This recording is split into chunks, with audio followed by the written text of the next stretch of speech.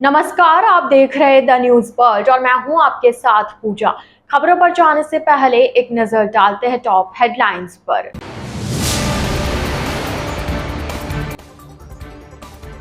केंद्रीय कृषि मंत्री शिवराज सिंह चौहान 2 दिवसीय दौरे पर जोधपुर पहुंचे।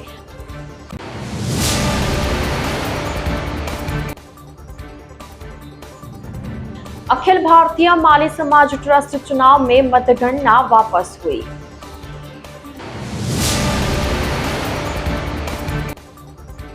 पुष्करना फुटबॉल प्रतियोगिता के क्वार्टर फाइनल मुकाबले में यूएमएफसी क्लब ने सेठी क्लब को 1-0 से हराया।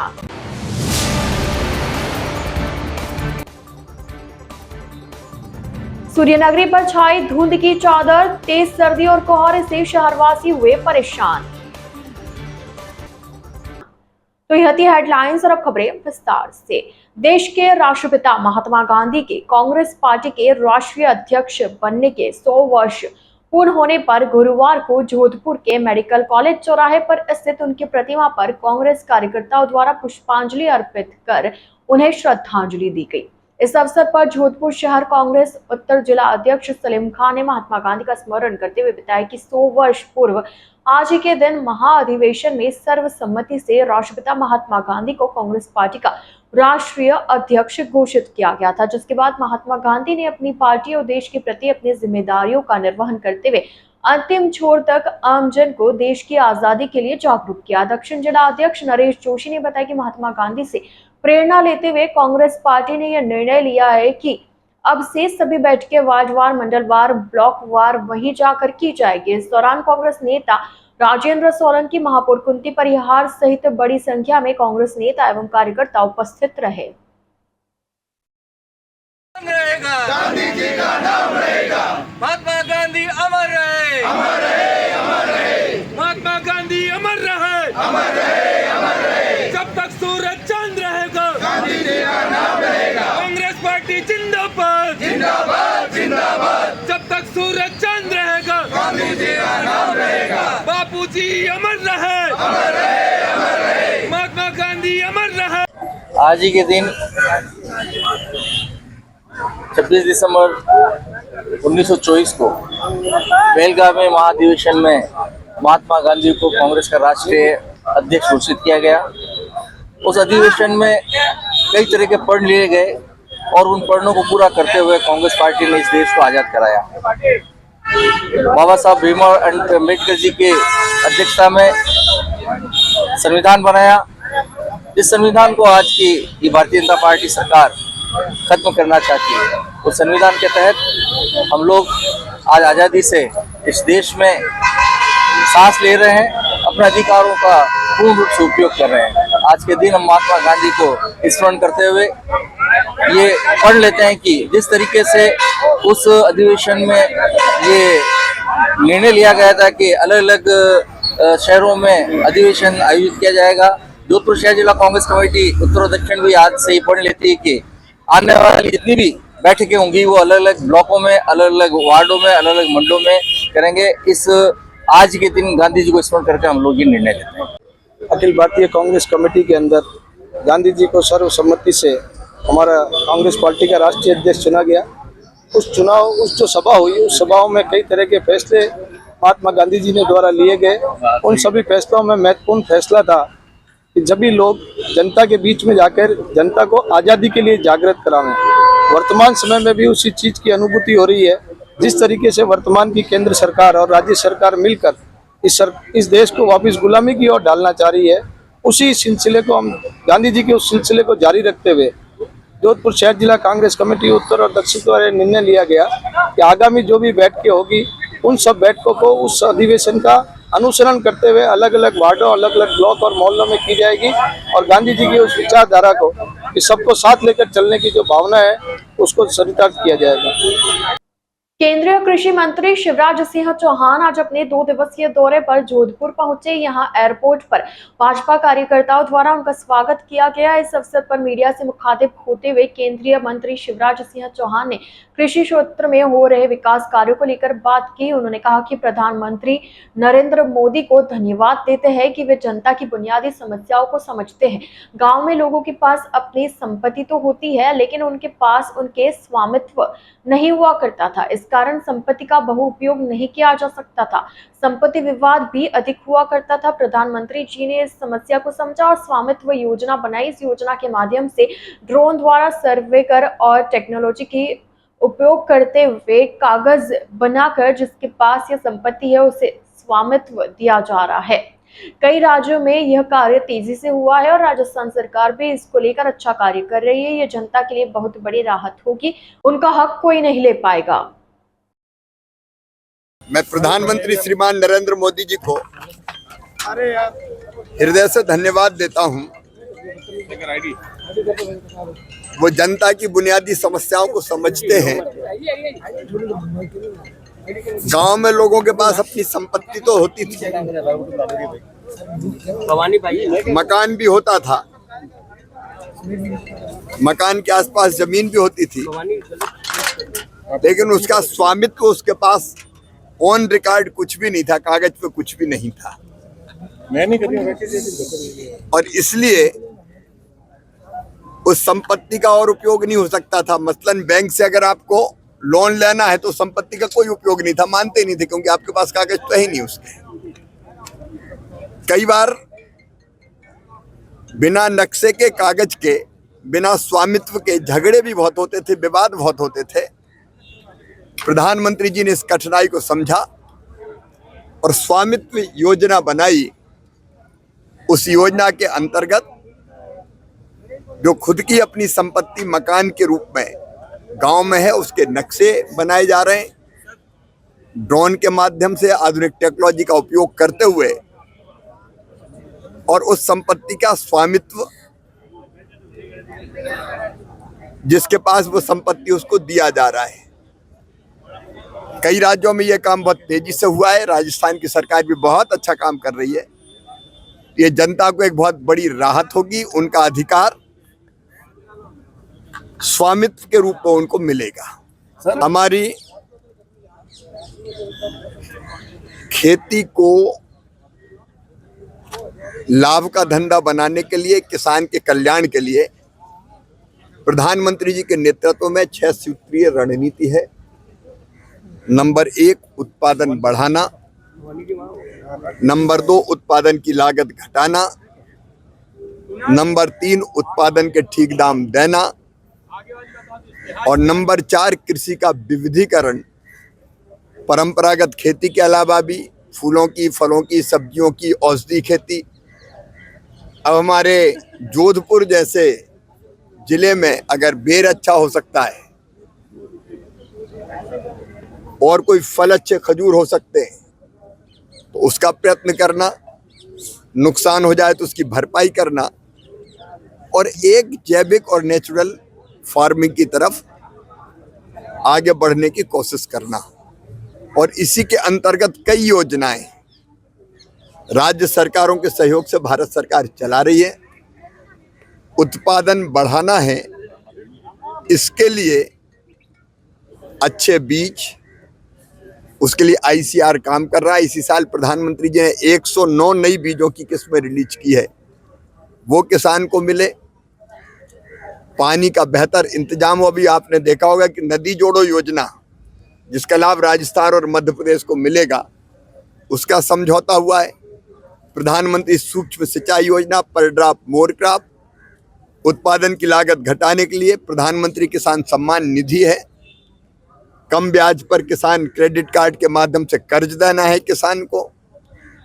फर्टिलाइजर सब्सिडी का बजट ही पिछले साल 1,94,000 करोड़ था। सस्ता खाद मिल जाए, ये उत्पादन की लागत घटाने के प्रयास और उत्पादन का ठीक दाम देने के लिए MSP। लगातार कांग्रेस के जमाने से आज आप देखेंगे तो दुगनी MSP है, ताकि किसान को राहत मिले, ठीक दाम मिले और नुकसान की भरपाई के लिए प्रधानमंत्री फसल बीमा जैसी योजनाएं हैं, कांग्रेस ने कभी काम नहीं किया किसान के कल्याण का। कांग्रेस तो समाज में भ्रम फैलाने का काम करती है, वातावरण बिगाड़ने का काम करती है। अभी अभी जो विवाद, एक भ्रम फैलाने का प्रयास किया, भारत रत्न डॉक्टर बाबा साहब अम्बेडकर, उनका भारतीय जनता पार्टी ने सदैव सम्मान किया, वो हमारे दिलों में बसते हैं। देश के लिए जो उन्होंने काम किया है, भारतीय जनता पार्टी उसके लिए उनको सत सत प्रणाम करती है। डॉक्टर बाबा साहब अम्बेडकर को अपमानित करने का कोई भी मौका कांग्रेस ने कभी नहीं चूका। मंत्रिमंडल से नेहरू जी ने निकलने पर उनको बाध्य किया। चुनाव दो बार हराने का षड्यंत्र कांग्रेस ने किया। कभी उनके नाम पर स्मारक नहीं बने। भारत रत्न भी कांग्रेस ने कभी नहीं दिया। डॉक्टर बाबा साहब अम्बेडकर का सही सम्मान कांग्रेस की सरकारों ने कभी नहीं किया। गैर कांग्रेसी सरकार भारतीय जनता पार्टी ने तो सदैव भी किया है, लेकिन अब वो भ्रम फैलाने की कोशिश कर रहे हैं। तो कांग्रेस झूठ बोलती है, भ्रम फैलाती है, गलत बातें करती है। आज देश समझ रहा है कि कांग्रेस क्या है। केंद्रीय संस्कृति एवं पर्यटन मंत्री गजेंद्र सिंह शेखावत ने आम आदमी पार्टी पर निशाना साधा और कहा कि पिछले 10 साल उठाकर देख लीजिए, दिल्ली के लोगों को ठगने के अतिरिक्त आम आदमी पार्टी ने कोई काम नहीं किया। शेखावत गुरुवार को मीडिया से अनौपचारिक बातचीत कर रहे थे। दिल्ली में आम आदमी पार्टी द्वारा महिलाओं को प्रलोभन देने और वहां के अधिकारियों के इस नकारने के सवाल पर शेखावत ने कहा कि आम आदमी पार्टी ने जिस तरह की घोषणा की है, उसके उलट वहां के अधिकारियों ने सरकारी रिकॉर्ड पर प्रश्न का उत्तर दिया है। अधिकारियों ने स्पष्ट किया है कि किसी भी तरह की ऐसी कोई योजना नहीं है। बिना किसी योजना के निराधार इस तरह से महिलाओं को भ्रमित करने का काम आम आदमी पार्टी कर रही है। लोगों को झूठे बुलावे देना, झांसे देना और बाद में मुकर जाना। जो सरकार पार्टी विद डिफरेंट के नाम पर बनी थी, उसके आधे से ज्यादा लोग भ्रष्टाचार के केसेस में जेल में हैं। ऐसी पार्टी से दिल्ली के लोगों का मोहभंग हो गया और वह अब की बार भारतीय जनता पार्टी को विजय करने वाले हैं। देखिए, आप पार्टी ने जिस तरह की घोषणा की है, उसके उलट वहाँ के अधिकारियों ने सरकारी रिकॉर्ड पे उन्होंने इस तरह का जो है प्रश्न का उत्तर दिया है और उन्होंने कहा है कि किसी भी तरह की ऐसी कोई योजना नहीं है। बिना किसी योजना के निराधार इस तरह से महिलाओं को भ्रमित करने का काम जो है आम आदमी पार्टी कर रही है। और पिछले 10 साल में उठा करके देखें तो दिल्ली के लोगों को ठगने के अतिरिक्त आम आदमी पार्टी ने कोई काम नहीं किया है। लोगों को झूठे भुलावे देना, झांसे देना और बाद में उन सब से मुकर जाना। और जो है, जो सरकार पार्टी विद डिफरेंस के नाम पर बनी थी, उसके आधे से ज़्यादा लोग भ्रष्टाचार के केसेस में जेल में हैं। ऐसी पार्टी से अब दिल्ली के लोगों का मोहभंग हो गया और वो अब की बार भारतीय जनता पार्टी को विजयी करने वाले हैं। प्रयागराज में आयोजित होने जा रहे कुंभ के विषय में केंद्रीय मंत्री शेखावत ने कहा कि अब की बार कुंभ में भारत की ताकत और भारत की सांस्कृतिक शक्ति को एक साथ दुनिया देख सकेगी। कुंभ का हजारों वर्ष का इतिहास है। वैदिक सभ्यता से लेकर महाभारत काल, गुप्त शासन काल, चालुक्य वंश के समय और उसके बाद पूरे मध्यकालीन इतिहास में कुंभ का उल्लेख मिलता है। उन्होंने कहा कि 2013 में पिछला पूर्ण कुंभ जब हुआ था, तब लगभग 20 करोड़ श्रद्धालु स्नान और दर्शन के लिए आए थे। 2019 में अर्घ कुंभ के समय यह संख्या बढ़कर 25 करोड़ हुई थी। अनुमान है कि 45 करोड़ लोग अब की बार कुंभ में साक्षी बनेंगे और सम्मिलित होंगे। शेखावत ने कहा कि अब की बार कुंभ और अधिक दिव्य भव्य हो, इसको लेकर प्रशासन, उत्तर प्रदेश सरकार के और भारत सरकार सभी मिलकर बहुत व्यापक स्तर पर काम कर रहे हैं। कुंभ जिसका हजारों वर्ष का इतिहास है, वैदिक सभ्यता से लेकर के महाभारत के काल में, गुप्त शासन काल में, चालुक्य वंश के समय में और उसके बाद पूरे मध्यकालीन भारत इतिहास में कुंभ का उल्लेख मिलता है। पिछले कुंभ में जब पूर्ण कुंभ हुआ था 12 वर्ष पूर्व, तब लगभग 20 करोड़ ऐसे यात्री उसमें कुंभ में स्नान करने के लिए, दर्शन करने के लिए आए थे। पिछले अर्ध कुंभ के समय में ये संख्या बढ़कर के 25 करोड़ हुई थी और अब की अनुमान किया जा रहा है कि 45 करोड़ लोग अब की बार कुंभ में जो है वो साक्षी बनेंगे, सम्मिलित होंगे। अब की बार का कुंभ और अधिक दिव्य हो और अधिक भव्य हो, इसको लेकर के प्रशासन, उत्तर प्रदेश सरकार, भारत सरकार सभी मिलकर के बहुत व्यापक स्तर पर इस पर काम कर रहे हैं। जो कुंभ के लिए पेंटोन पुल्स बनाए जाते हैं उनकी संख्या को भी 1.5 गुना बढ़ाया गया है। वहाँ 1.5 लाख से ज़्यादा शौचालय बनाए गए हैं। कुंभ में आने वाले कल्पवासी जो पूरे समय में रह कर के वहाँ पर कल्प साधना करते हैं, उनकी संख्या भी इस बार 10 लाख के बजाय 20 लाख के आसपास रहने वाली है, जो पूरे समय में एक स्थान पर रहेंगे। उन सब के लिए कुंभ एक अच्छा अनुभव देने वाला ऐसा कुंभ बने। देश दुनिया से जो पर्यटक कुंभ के समय में आएंगे, लगभग 20 लाख विदेशी सैलानी जिनको हम एक्सपेक्ट करते हैं, उनको भारत के कुंभ का एक जगह पर, एक स्थान पर एक वृहत्तर भारत का अनुभव हो, इस दृष्टिकोण से भी हमने पूरी तैयारी वहाँ की है। संस्कृति मंत्रालय ने अनेक स्थानों पर कुंभ में भारत की संस्कृति को डिपिक्ट करने के लिए अलग अलग मंच बनाए हैं। उसके अतिरिक्त उत्तर प्रदेश सरकार ने जो 14 एकड़ भूमि दी है, उस पर हम एक भारत के सब प्रांतों के क्राफ्ट, कल्चर और कुजीन, भोजन, वहाँ की हस्तशिल्प और वहाँ की संस्कृति, इन तीनों को हम प्रदर्शित कर सकें, इस तरह की एक रचना वहाँ की जिस पर हम काम कर रहे हैं। और देश के सभी ख्यातनाम जो कलाकार वो वहाँ पर उसमें अपना प्रदर्शन करेंगे और सारे देश भर के आर्टिजन्स, देश भर के अलग अलग क्षेत्रों में काम करने वाले लोग अपनी हुनर का वहाँ पर सीधा जो है प्रत्यक्ष प्रदर्शन वहाँ करने वाले।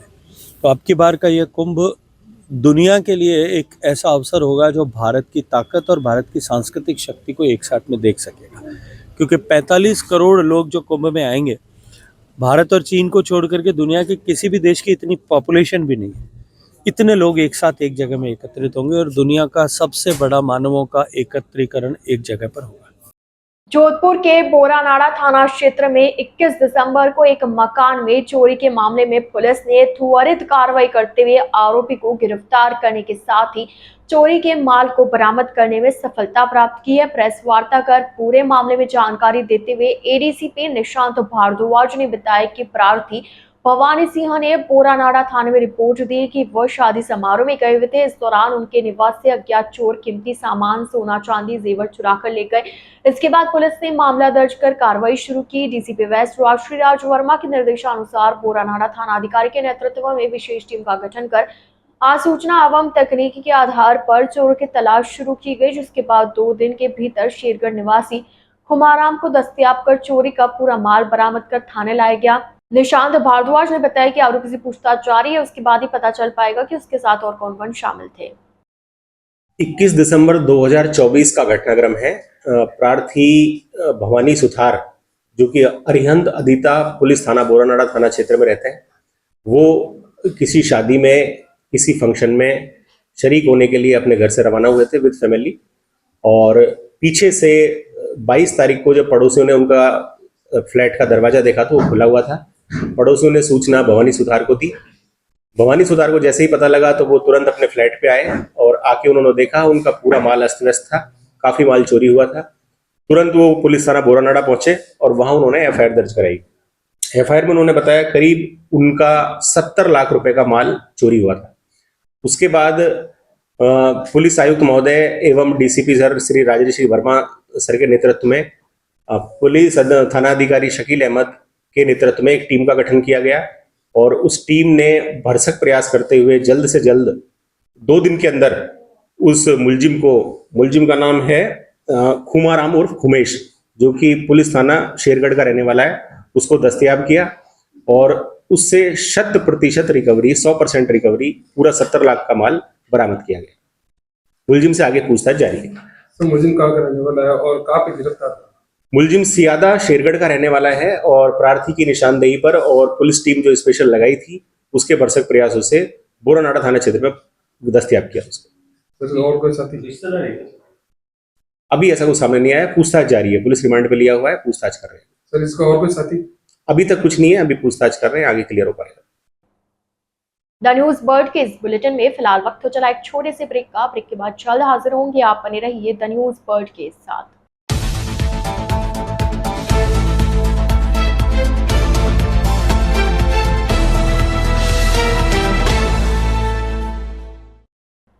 ब्रेक के बाद आपका स्वागत है।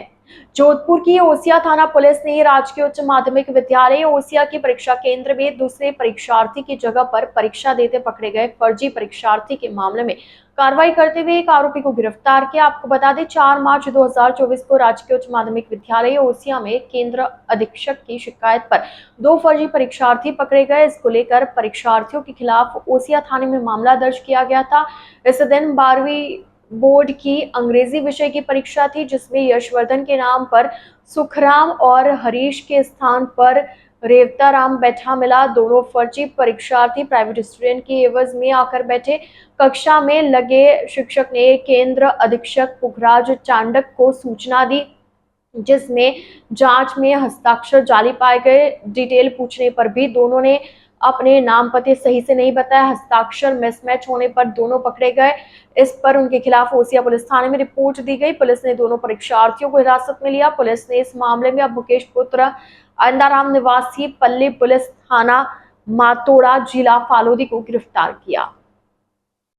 अखिल भारतीय माली समाज ट्रस्ट हरिद्वार एवं अहमदाबाद के चुनावों की मतगणना में धांधली के आरोपों के बाद गुरुवार को चुनाव अधिकारी राजेंद्र भाटी की देखरेख में पुलिस की कड़ी सुरक्षा के बीच वापस मतगणना हुई। चुनाव अधिकारी राजेंद्र भाटी ने बताया कि समाज के लोगों की मांग के बाद वापस मतगणना कराई जा रही है, जो कि पूर्ण रूप से गोपनीय एवं विश्वसनीय तरीके से कराई गई। उन्होंने बताया कि मतगणना का किसी भी प्रकार का कोई बाहर लाइव टेलीकास्ट नहीं किया गया, ना ही मतगणना के दौरान मतगणना टीम के सदस्यों के अलावा किसी को अंदर बिठाया गया।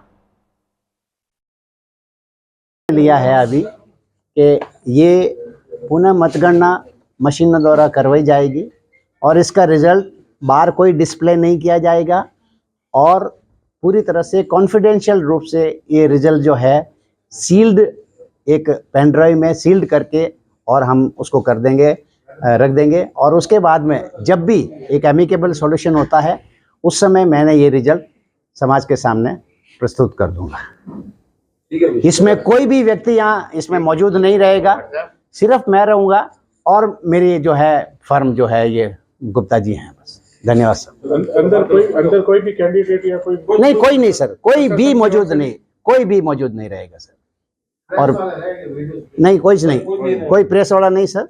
मेरी पर्सनल वीडियोग्राफी पूरे इस प्रकरण में होगी, पर्सनल वीडियोग्राफी बस, और कुछ। अखिल भारतीय माली समाज संस्थान ट्रस्ट हरिद्वार अहमदाबाद के जो चुनाव हुए थे 17 नवंबर को, उसकी मतगणना हुई थी 24 नवंबर को।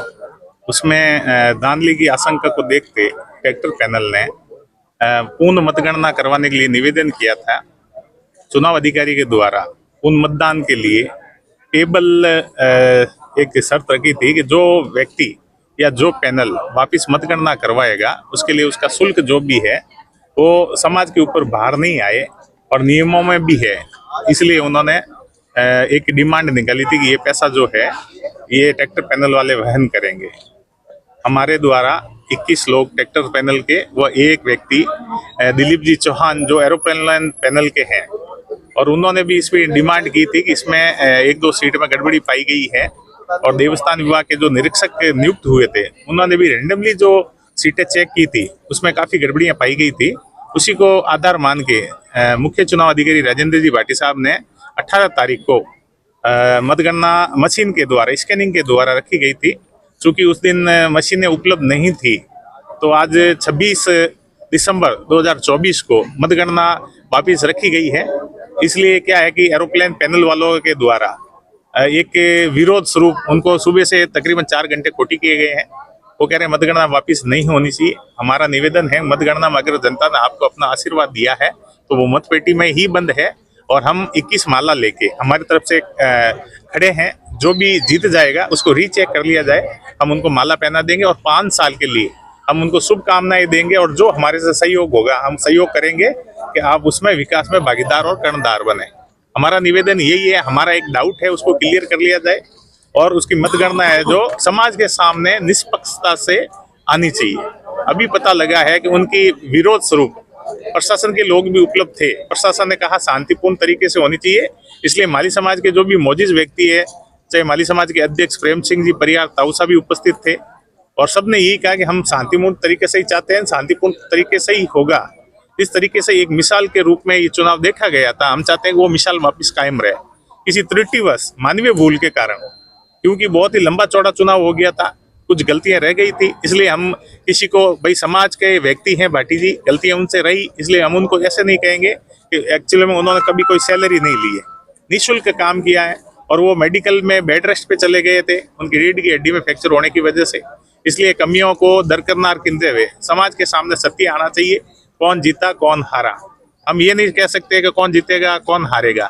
मतगणना के लिए हमने भुगतान किया है और मेरा मानना है कि वो कह रहे हैं कि मैं मुख्य चुनाव अधिकारी कि भाई मैं बंद कमरे में इसकी मतगणना करूंगा उस कंपनी के साथ।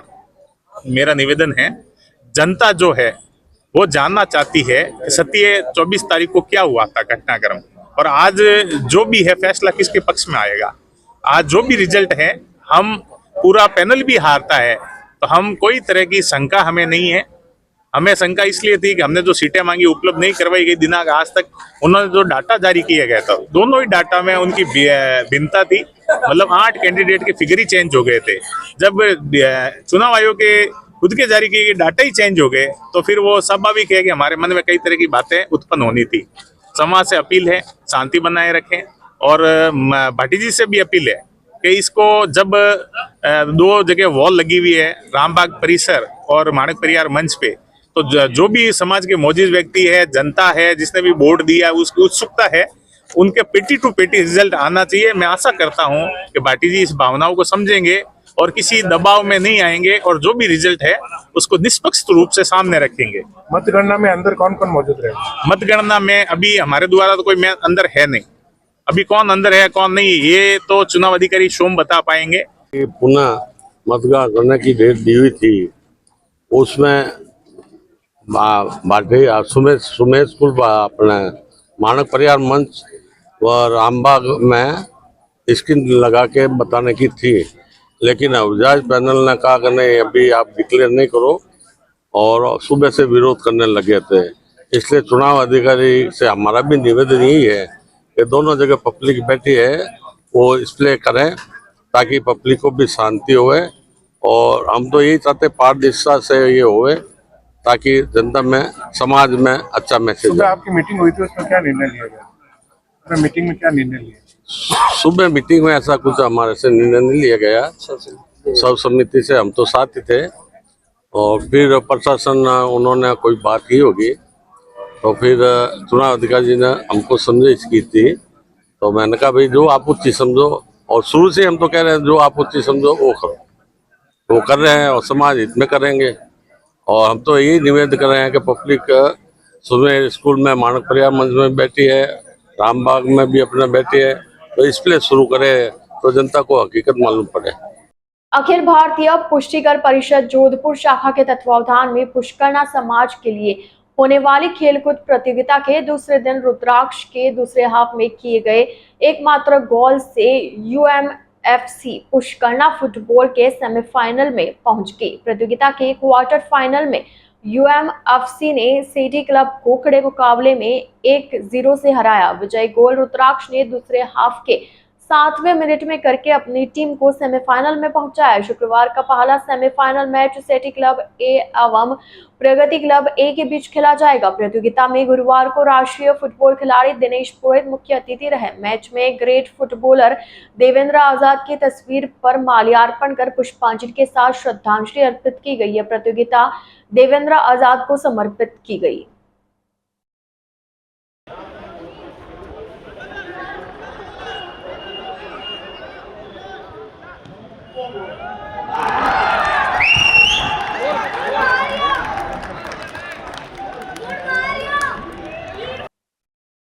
राजस्थान में आज से 3 दिन यानी 28 दिसंबर तक बारिश का दौर रहेगा।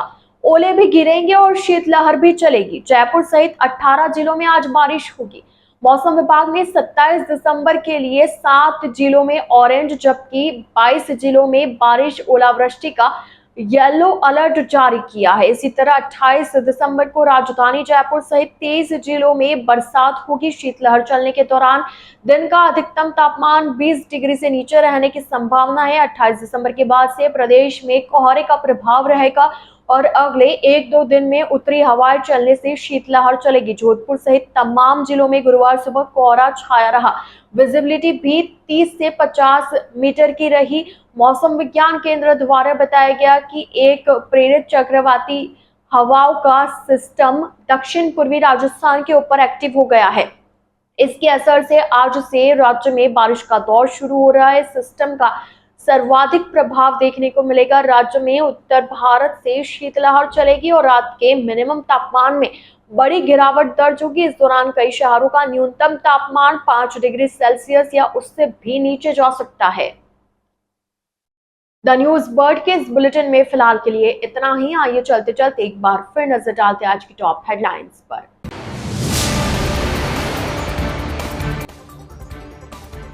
केंद्रीय कृषि मंत्री शिवराज सिंह चौहान 2 दिवसीय दौरे पर जोधपुर पहुंचे।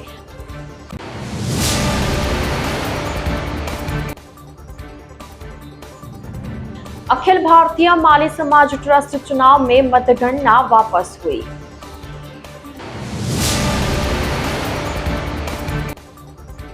पुष्करना फुटबॉल प्रतियोगिता के क्वार्टर फाइनल मुकाबले में यूएमएफसी क्लब ने सेठी क्लब को 1-0 से हराया।